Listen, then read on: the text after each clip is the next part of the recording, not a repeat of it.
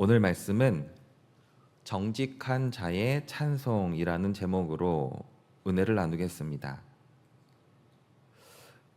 찬양이라는 단어의 사전적 의미는 아름답고 훌륭함을 크게 기리고 드러낸다 라는 뜻을 가지고 있습니다. 세상에서는 존경하는 인물을 찬양할 때 그 사람을 떠올릴 수 있을 만한 상징물을 만들거나 혹은 서적으로 그 뜻을 기리곤 합니다. 그러나 기독교 안에서는 오직 하나님만을 찬양하고 있습니다. 그 찬양의 방법으로는 여러 가지가 있지만 대표적으로 예배와 찬송이 있습니다. 그리고 이 찬양의 대상도 찬양의 방법도 크게 세 가지로 나뉩니다. 첫 번째로는 하나님만 대상으로 하는 찬양으로 하나님의 속성 그리고 하나님께서 하신 일에 대한 찬양을 하는 것입니다. 두 번째로는 하나님과 개인을 대상으로 하는 찬양으로 호소, 탄원, 헌신, 감사 등이 있습니다. 세 번째는 신자와 불신자를 대상으로 하는 찬양으로 교훈, 간증, 위로 등이 있습니다. 이 찬양의 방법 중 오늘은 그 첫 번째 하나님만을 대상으로 하는 찬양, 그리고 이 찬양 안에서 우리가 노래로 하나님께 영광을 돌리는 찬송에 대해서 나누고자 합니다. 저희는 하나님의 사랑을 받는 자녀이자 그리고 구별된 성도로서 하나님을 찬양해야 하는 이유가 너무나도 많이 있습니다. 하나님께서 저희에게 다가오는 방법도 다르고 모습도 다르기 때문에 아무리 찬양을 해도 모자르고 아무리 하나님께 감사를 드려도 모자랄 것 같습니다. 오늘 시편 33편에서는 하나님을 찬양해야 하는 이유를 네 가지로 구분하고 있습니다. 첫 번째로는 하나님은 정직합니다. 왜 시편 33편의 시편 기자가 33편을 통하여 하나님의 말씀이 정직하다라고 이야기를 하느냐? 정직이라는 것에는 굉장한 힘이 숨겨져 있기 때문입니다. 정직에는 아주 논리적이고 질서정연하고 사실 그대로가 이 정직 안에 들어 있습니다. 예를 들면 국회 청문회를 보면 정직이라는 것이 얼마나 큰 힘을 발휘하는지 알 수 있습니다. 국회의원들이 하나같이 공통된 목소리로 바라는 것은 바로 정직입니다. 정직하게 증언하고 그리고 잘못한 것이 있으면 정직하게 심판을 받으라는 것입니다.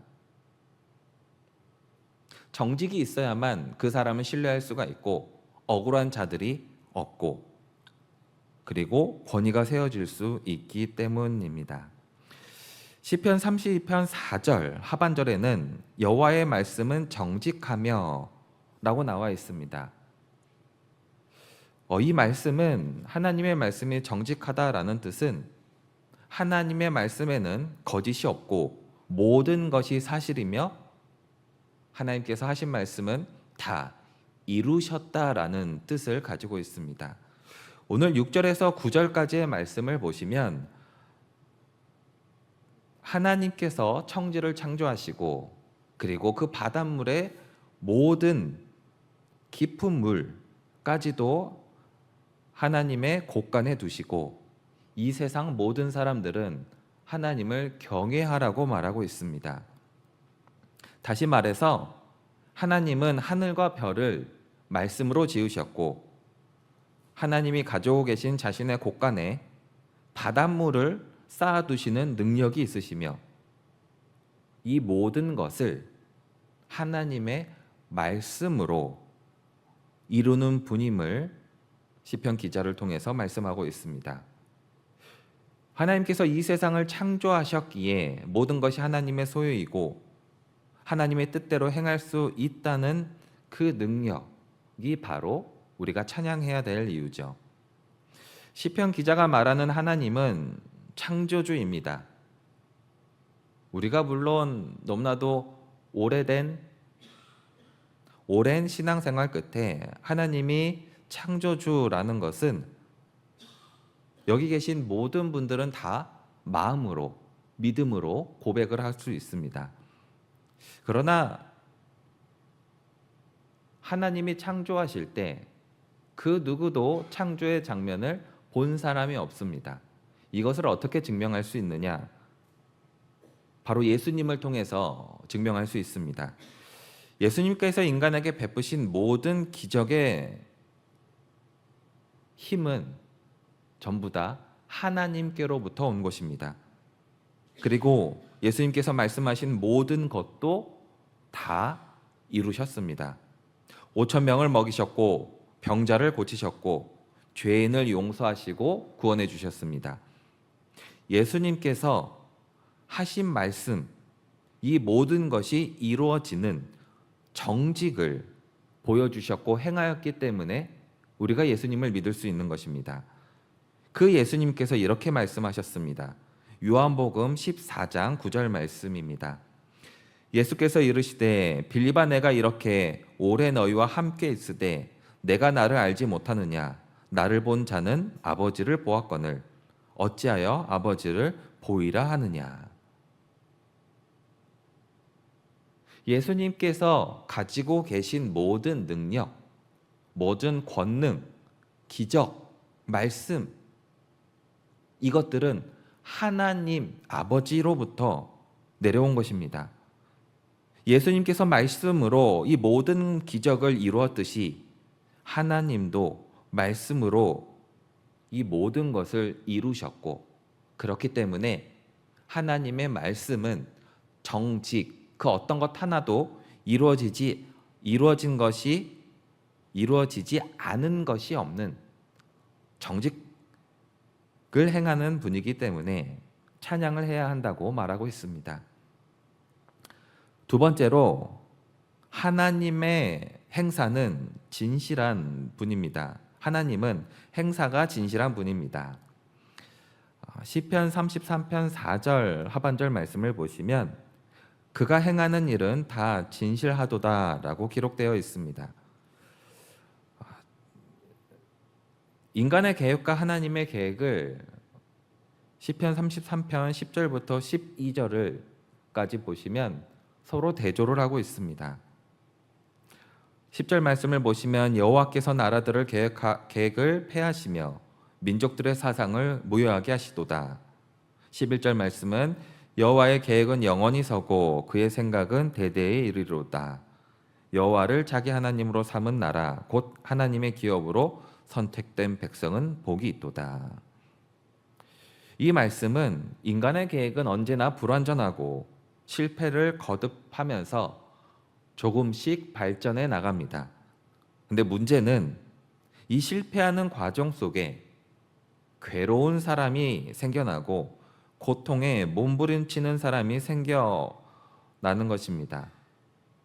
그리고 인간의 생각과 계획과는 다르게 늘 좋은 결과만을 나타내지도 않고 인간의 계획이 늘 선하지만도 않습니다.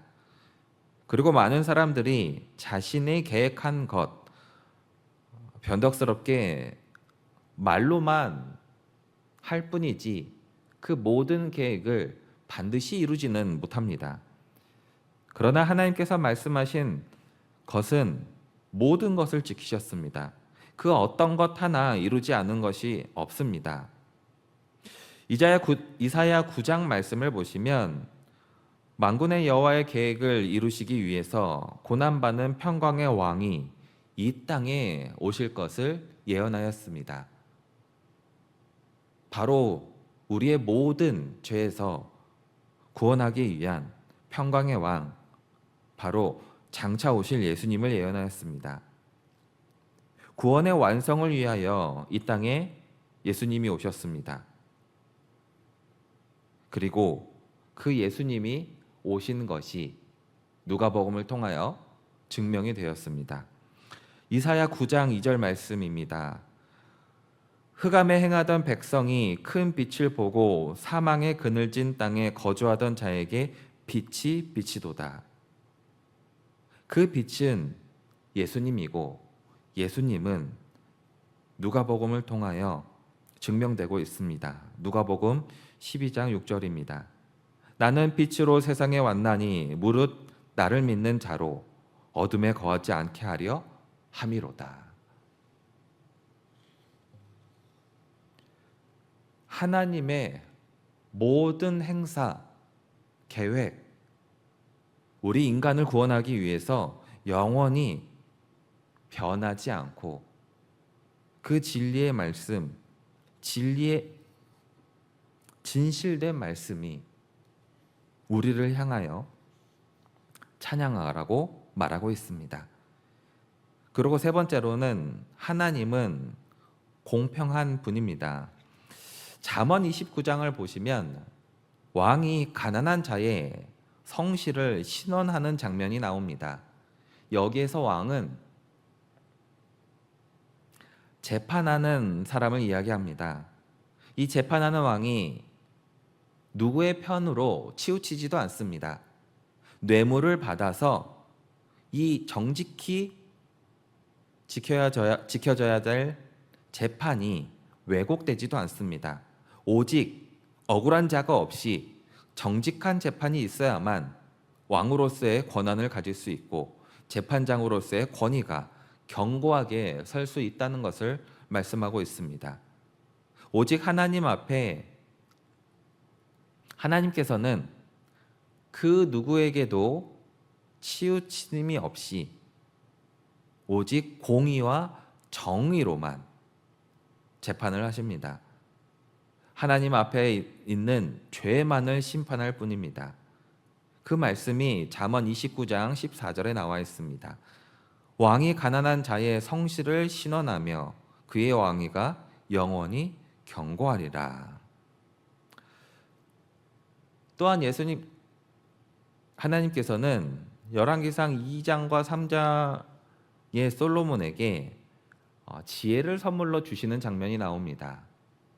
솔로몬이 하나님을 사랑함으로 1000번제를 바칠 때 하나님께서 솔로몬에게 원하는 것을 다 주겠노라라고 말씀하셨을 때 솔로몬이 원하는 것은 하나님의 백성을 올바르게 재판할 수 있는, 즉 선악을 알게 하는 지혜를 달라고 말씀합니다.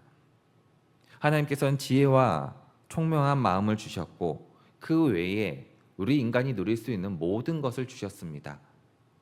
그 어떤 것에도 흔들리지 않고 선악만을 구별할 수 있게끔 하나님께서 솔로몬에게 지혜와 총명함을 허락하는 것입니다.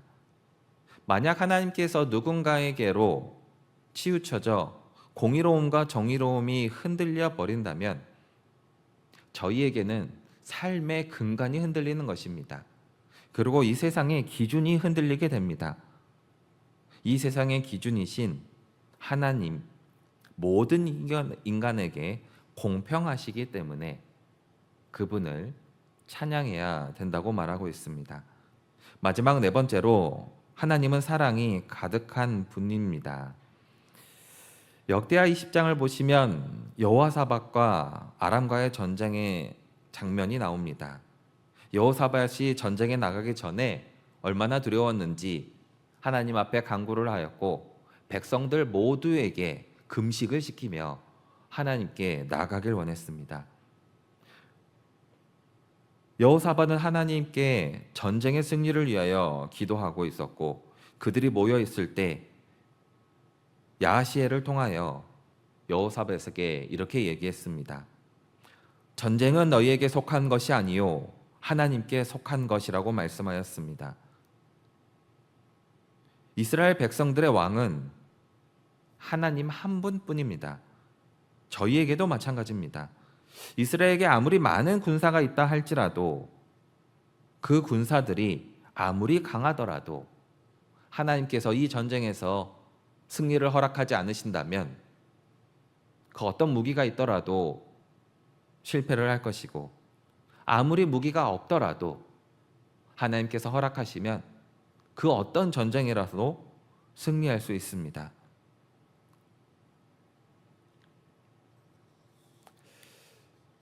그렇기 때문에 하나님은 전쟁에서도 우리를 구원해 주시고 또 우리의 영혼까지도 건져내 주시는 분이기에 하나님을 찬양해야 합니다.